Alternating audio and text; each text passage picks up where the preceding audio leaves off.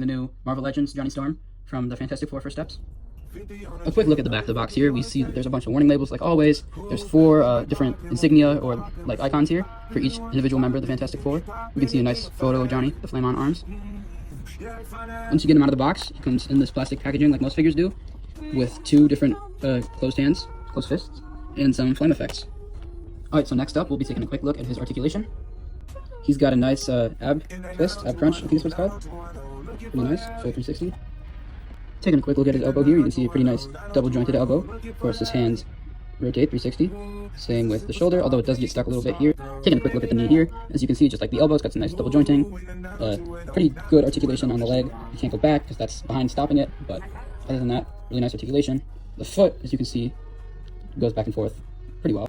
A quick look at one of the flame pieces he comes with. You can see that it's semi-translucent, pretty stretchy. Looks like it'll wrap around his arm quite nicely.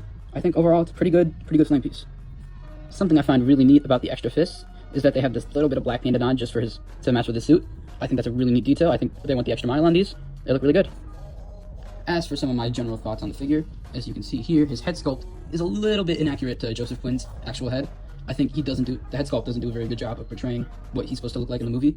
It's a good Johnny Storm head sculpt in general, but if it's meant to portray Joseph Quinn, I don't think it does a very good job.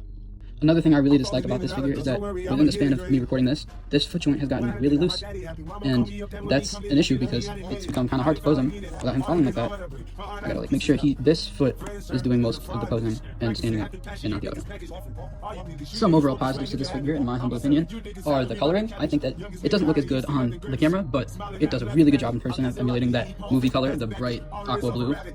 And another thing I really like are the flame pieces, because they do a pretty good job of emulating that flame that he can generate even though he's not in his flamed on state. I think it's really nice that Marvel decided to give us that flame even though there's a separate flame on figure, since that means we don't need to get the flame on figure just to keep him in his flamed on mode. But I do think that it would have been nice if we could have gotten a piece that could have, like a flame piece for his leg. That way it could look more as if his full body was starting to flame up and not just his arms. Overall, would I say this figure's worth it? Definitely. For $25, you get a very good portrayal of Johnny.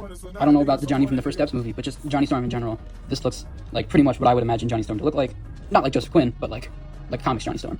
I think they could have definitely done better with the head sculpt, but other than that, it's a really nice figure. I'm gonna have a lot of fun displaying this, just coming up with different poses. I really like how they gave him the wristwatch that the 4 of them communicate on. I really like the attention to detail on this figure. I think it looks incredibly good. I think $25 well spent. If you enjoyed this video and you're a fellow man, woman, or other folk of culture, you should like, comment, and subscribe, and I'll be back with more just like this. Say bye, Johnny.